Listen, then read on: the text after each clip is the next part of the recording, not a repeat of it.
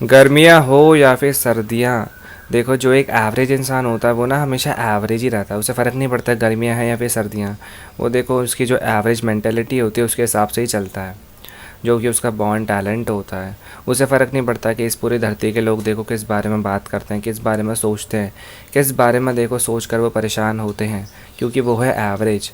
उसके पास देखो जो भी एक्सक्यूज़ होता है वो उसे ना हमेशा आगे रखता है, जिसकी वजह से जो उसका टैग होता है एक एवरेज इंसान का वो उससे कभी दूर हो ही नहीं पाता। देखो तुम्हारे आसपास भी ना कुछ ऐसे लोग होंगे जो कि इस बात पर भरोसा करते हैं, इस बात को बोलते हैं कि कुछ सीज़न में उनकी जो स्किन होती है बहुत ही प्यारी हो जाती है, बहुत ही खिल जाती है, लेकिन कोई कोई सीज़न में उनकी जो स्किन होती है बहुत ही मुरझा जाती है, बहुत ही घटिया हो जाती है। देखो मान लो एक इंसान है जिसका स्किन टाइप है ऑयली, तो उस ऑयली स्किन टाइप वाले इंसान को ज़्यादा पसंद होती हैं सर्दियाँ। उसे देखो पसंद नहीं है गर्मियाँ, क्योंकि देखो गर्मियों में जो धूप होती है वो बहुत ज़्यादा होती है। ज़्यादा धूप होने से देखो हमें ज़्यादा स्वेट आता है, ज़्यादा स्वेट आएगा तो जो ऑयल का प्रोडक्शन होगा ऑटोमेटिकली ज़्यादा हो जाएगा। इसकी दूसरी तरफ सर्दियों में देखो कम धूप होती है, कम धूप होने से हमें कम स्वेट आता है, कम स्वेट आएगा तो हमारी बॉडी में जो ऑयल का प्रोडक्शन होगा वो कम होगा। ऐसा देखो उस इंसान को लगता है, इसलिए उसे विंटर्स ज़्यादा अच्छी लगती हैं। तो यहाँ पे ना एक चीज़ को भी समझो, देखो सर्दियों में भी ना ड्राई एयर होती हैं, बहुत ही देखो ठंडी ठंडी हवा जो हमारे मुंह पे चाटे मार के जाती हैं। तो उससे बचने के लिए हमारी जो स्किन होती है खुद को मॉइस्चराइज़ करती है, कैसे?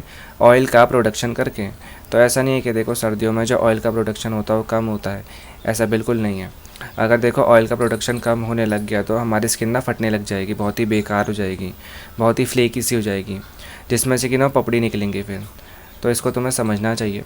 देखो थोड़ी बहुत छोटी छोटी चीज़ें होती हैं, जैसे कि धूप कम होती है तो हाँ थोड़ा बहुत जो ऑयल का प्रोडक्शन होता है कम होता है, लेकिन देखो इतना भी कम नहीं होता कि देखो तुम्हें सर्दियों को पसंद करना चाहिए। तुम्हें ये लग रहा है कि देखो तुम्हारी स्किन का एक कनेक्शन है कोई ना कोई सीज़न के साथ, तो इस बारे में सोचो ही मत। तुम्हारी देखो स्किन का और कोई ना कोई सीज़न का या फिर वेदर का कोई कनेक्शन होता ही नहीं है। तुम्हारी स्किन तुम्हारी बॉडी का देखो बस एक ही कनेक्शन होता है, वो होता है एफ़र्ट्स के साथ। देखो जितना ज़्यादा तुम एफ़र्ट्स डालोगे कोई ना कोई चीज़ में, उतनी अच्छी तुम्हारी स्किन बनेगी, तुम्हारी बॉडी बनेगी। तो अपने जो एफ़र्ट्स होते हैं उन्हें मैक्सिमाइज़ करो, ना कि अपने एक्सक्यूज़ेस को। इसके बारे में सोचो। साथ ही साथ तुम्हें करनी चाहिए समर मैक्सिंग। ये देखो समर मैक्सिंग बहुत ही इंपॉर्टेंट चीज़ है। समर मैक्सिंग को कर लेते हो तो तुम देखो गर्मियों में भी एक अट्रैक्टिव इंसान की तरह ही रहोगे, तुम एक एवरेज इंसान नहीं बनोगे। देखो बहुत ही बेसिक चीज़ है जिस पर देखो तुम कभी ध्यान ही नहीं देते, क्योंकि तुम एक एवरेज इंसान हो। और एक एवरेज इंसान होकर अगर तुम अट्रैक्टिव इंसान नहीं बनना चाहते तो तुम्हारी लाइफ देखो हमेशा शिट रहेगी, तो इसके बारे में सोच के चलना। देखो समर मैक्सिंग में पहली चीज़ होती है अपनी डाइट पर फोकस करना। एक अच्छी डाइट का रेशियो क्या होता है, जिसमें कि 80% होता है प्रोटीन, 10% होता है कार्ब्स, 10% होते हैं फैट्स। ये तुमने समझा? देखो जो भी तुम्हारा बॉडी वेट है, मान लो 40 किलो, 50 किलो, 60 किलो, 70 किलो, अपने बॉडी वेट के अकॉर्डिंग ग्राम्स में प्रोटीन खाना। मान लो अगर 40 किलो वेट है तुम्हारा तो 40 ग्राम प्रोटीन, या फिर 60 किलो बॉडी वेट है तो 60 ग्राम प्रोटीन, ऐसे कुछ। देखो अगर तुम नॉन वेजिटेरियन हो, वेजिटेरियन हो या फिर वीगन हो, अपने अकॉर्डिंग अपने जो ऑप्शंस होते हैं उन्हें चूज़ कर लेना। देखो तुम्हें खाना चाहिए अच्छी क्वांटिटी में खाने को, तुम्हें पता तो लगेगा नहीं कि तुम कितना प्रोटीन खा रहे हो, क्योंकि तुम एक एवरेज इंसान ही हो। तो अपनी थाली को देखना, अपनी थाली में जो चीज़ होती है जिसमें प्रोटीन होता है उसको ना बिल्कुल मैक्सिमाइज़ करना, उसको बहुत अच्छे से खाना, बहुत अच्छी क्वांटिटी में खाना। तो ये तुमने समझा, ये जो डाइट थी एक ऐसे इंसान के लिए थी जो कि पहले से अमीर है, जो कि एक अच्छी डाइट को फॉलो कर सकता है। लेकिन अगर तुम एक अच्छी डाइट को फॉलो नहीं कर सकते हो, इतने पैसे नहीं है, तो कोई बात नहीं, जिस भी तरीके का तुम्हारे पास खाना है उसे अच्छे से खा लो, लेकिन एक चीज़ करो, उसे फ्रेश खाओ। देखो जब भी वो बना हो, मतलब उसके 10 या 15 मिनट बाद उसे खाना शुरू कर दो, क्योंकि जितना तुम बासी खाना खाते हो उससे क्या होता है कि तुम्हारी जो न्यूट्रिशन की वैल्यू होती है फूड में वो बहुत ही कम होती है, तो तुम्हारी ना बॉडी को कुछ मिलता नहीं उस खाने से। ऊपर से देखो हमारा खाना बहुत ही बेकार होता है, दाल चावल रोटी, रोटी दाल चावल, ऐसे कुछ होता है। अगर इसी खाने को देखो तुम बासी करके खाओगे तो फिर तो देखो कुछ नहीं हो सकता, फिर तुम एक एक्सट्रीम एवरेज इंसान की कैटेगरी में आ जाते हो, जो कि थर्ड कैटेगरी होती है, जिससे बाहर आना देखो ऑलमोस्ट इम्पॉसिबल होता है। तो तुम एक आईना देखो और अपने आप को बचाने के बारे में सोचना।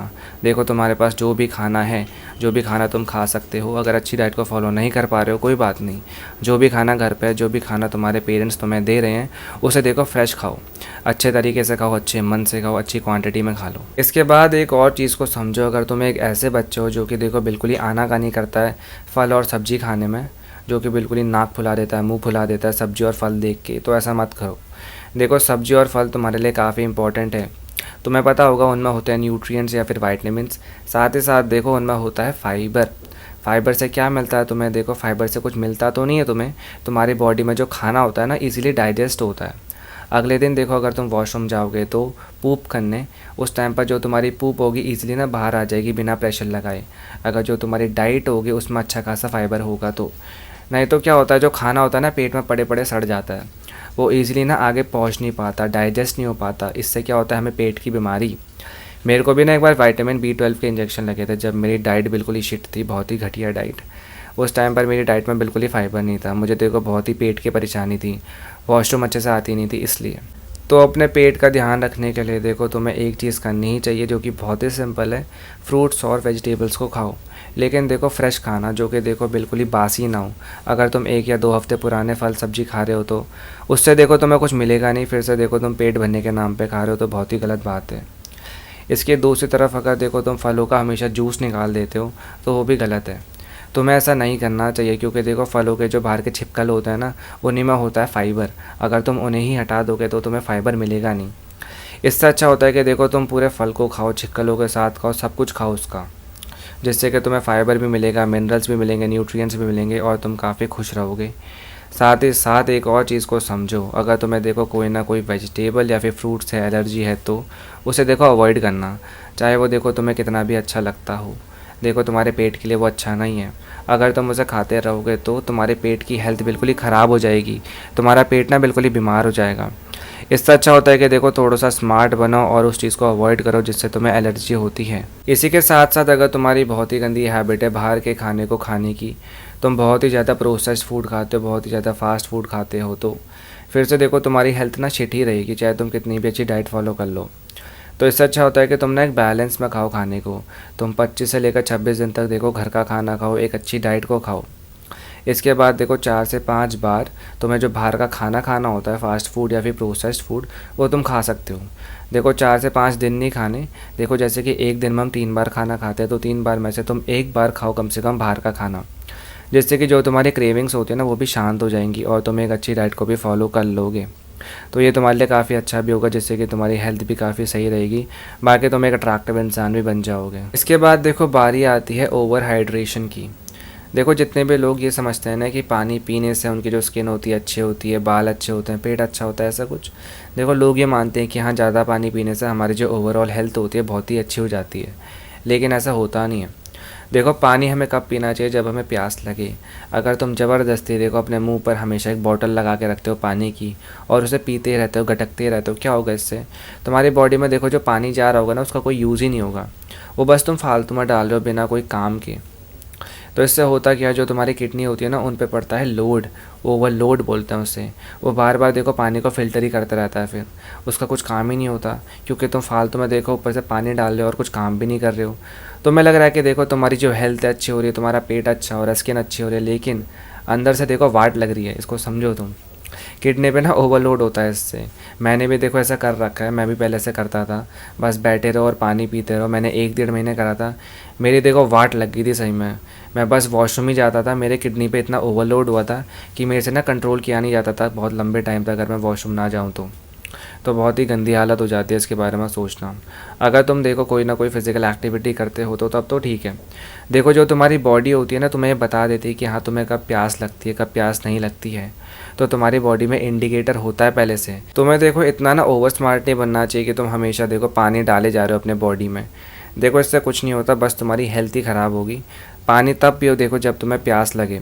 अपनी जो लाइफस्टाइल होती है उसे देखो कि हाँ तुम कितनी फिजिकल एक्टिविटी कर रहे हो, कितना चल रहे हो, कितना दौड़ रहे हो, कितना स्विम कर रहे हो, कितना देखो एक्टिव हो तुम अपनी लाइफ में।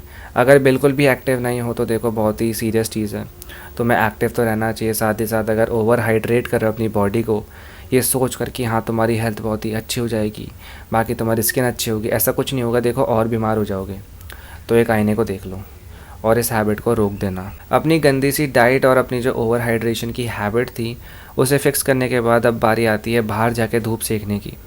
बाहर जाके अगर धूप सेकोगे तो तुम्हें मिलेगा विटामिन डी, जो कि तुम्हारी बॉडी के लिए बहुत इंपॉर्टेंट होता है, तुम्हारे मेल हार्मोन के लिए भी, साथ ही साथ तुम्हारी बोन्स के लिए भी, तुम्हारी मेंटल हेल्थ के लिए भी। अगर देखो तुम बाहर जाते हो ना तुम्हारी नींद भी भाग जाती है, जो कि तुम्हें पूरे दिन भर आती है। गर्मियों में देखो बहुत ही लंबे दिन होते हैं ना, वो देखो लंबे दिनों में हमें क्या होता है कि बहुत ही नींद आती है अगर हम घर पे रहते हैं या फिर देखो कोई भी ऐसे क्लोज रूम में रहते हैं तो, क्योंकि देखो हमें ना कोई धूप नहीं मिलती। हमारा जो मेलाटोनिन का प्रोडक्शन होता है जो कि नींद का हार्मोन होता है वो बिल्कुल ही ना ऊपर चढ़ जाता है और हमें देखो बहुत ही गहरी नींद आती है, फिर बहुत ही नशा हो जाता है। तो इसको भगाने के लिए देखो तुम्हें थोड़ा सा ना सनलाइट में भी जाना चाहिए। जब भी देखो तुम्हें नींद आने लगे, तुम्हारी आंखें बंद हो रही हों, उस टाइम पे देखो बाहर जाओ थोड़ी देर के लिए, 5 या 10 मिनट के लिए धूप सेको, घर पे वापस आ जाओ। ऐसा कुछ करो जिससे कि तुम्हारी नींद भाग जाएगी और तुम फिर से देखो अपना जो काम होगा उस पर मन लगा पाओगे। लेकिन इस चीज़ को ना तुम बार बार मत करना कि तुम बार बार बाहर जा रहे हो धूप सेकने के लिए विटामिन डी के नाम पे। तो ये बहुत ही अजीब चीज़ होगी, बहुत ही बेकार चीज़ होगी तुम्हारे स्किन के लिए, जिससे कि जो तुम्हारे स्किन का कोलाजन होगा ना बिल्कुल ही डैमेज हो जाएगा, फिर से तुम एक बूढ़े इंसान लगोगे। देखो बहुत सारे लोगों में ना यही प्रॉब्लम है जो कि बाहर घूमते रहते हैं हमेशा, उनकी जो स्किन होती है बहुत ही ना लटक सी जाती है, बहुत ही ढीली हो जाती है, रिंकल्स आ जाते हैं, स्पॉट्स आ जाते हैं। क्यों? क्योंकि देखो उनके फेस पे ना हमेशा जो एक्सपोजर होता था सन का वो पड़ते रहा, तो ओवर एक्सपोजर की वजह से उनकी जो स्किन थी बहुत जल्दी एज कर गई, उनकी स्किन की जो इलास्टिसिटी थी, कोलाजन था, बिल्कुल ही ख़त्म हो गया। तो इससे बचने के लिए देखो तुम्हें इसे थोड़ा सा कंट्रोल में करना चाहिए, लिमिट में करना चाहिए। इसके बाद तुम्हें करना चाहिए कोई ना कोई वर्कआउट, जैसे कि कोई ना कोई स्पोर्ट, कोई ना कोई एक्टिविटी, जिससे कि जो तुम्हारे हाथ पैरों की हेल्थ होती है वो भी अच्छी रहेगी, वो भी देखो काम में आएंगे।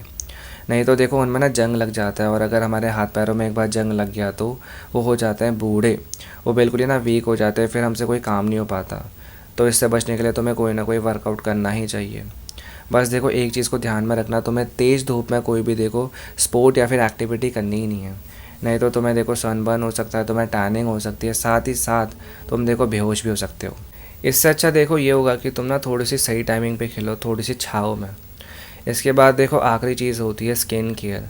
स्किन केयर ना थोड़ा सा एडिशनल चीज़ है जो कि तुम कर सकते हो ऊपर से, क्योंकि बहुत ही मेजर चीज़ जो थी मैंने बता दी तुम्हें, जैसे कि डाइट हो गया, हाइड्रेशन हो गया, वर्कआउट हो गया, या फिर विटामिन डी हो गया। इन सारी चीज़ों से देखो ऑलमोस्ट तुम्हारी प्रॉब्लम जो होती हैं फिक्स हो ही जाएंगी गर्मियों में। इसके बाद लेकिन तुम्हें एडिशनल चीज़ें करनी है तो स्किन केयर को करो, जो कि एक अट्रैक्टिव चीज़ होती है। तुम्हें देखो सबसे पहले अपना स्किन टाइप पता होना चाहिए, लेकिन अगर तुम्हें अपना स्किन टाइप पता ही नहीं है तो देखो प्लीज़ कोई भी प्रोडक्ट में इन्वेस्ट ही मत करना, नहीं तो जो तुम्हारी स्किन होती है ना बिल्कुल ही ख़राब हो सकती है। मेरे साथ भी ऐसा हो रखा है। तो इससे अच्छा होता है कि देखो बाकी जो चीज़ें मैंने बताई उन पर तुम फोकस करो, उनसे जो तुम्हारी ऑलमोस्ट प्रॉब्लम होती है सॉल्व हो जाएंगी। बाकी अगर देखो तुम पहले से ही बहुत सारी दिक्कतें फेस कर रहे हो, तुम्हें बहुत सारे पिंपल्स, एक्ने, बहुत ही गड्ढे हो रखे हैं फेस पे, तो इसके लिए देखो तुम्हें एक डॉक्टर से कंसल्ट करना चाहिए, उनसे बात करो, अपना जो ट्रीटमेंट होता है वो चलाओ और अपनी स्किन को फिक्स करो। बाकी एक सिंपल स्किन केयर रूटीन ये होता है कि जिसमें तुम्हारे पास होना चाहिए एक फेस वॉश, इसके बाद तुम्हारे पास होना चाहिए एक मॉइस्चराइज़र, देन सनस्क्रीन। इनसे देखो तुम्हारा काम हो जाता है। देखो तुम कोई भी टोनर मत लो, कोई भी सीरम मत लो, बस इन 3 चीज़ों के बारे में सोचो। बस देखो इनसे तुम्हारा काम हो जाएगा। बाकी देखो मैं तो इन 3 चीज़ों को भी यूज़ नहीं करता, मैं बस अपनी डाइट पे थोड़ा बहुत फोकस कर लेता हूँ, साथ ही साथ देखो अपनी लाइफस्टाइल पर, जिससे कि मेरा काम हो जाता है। अगर देखो मेरी बात पे भरोसा करना है कर लो, नहीं करना मत करो, मेरा काम है तुम्हें एक आईना दिखाना। इस वीडियो से अगर तुम्हारी थोड़ी भी हेल्प होती है तो खुद को एक थैंक यू बोलना, एक एवरेज इंसान का टैग लेके मत घूमना। बाय।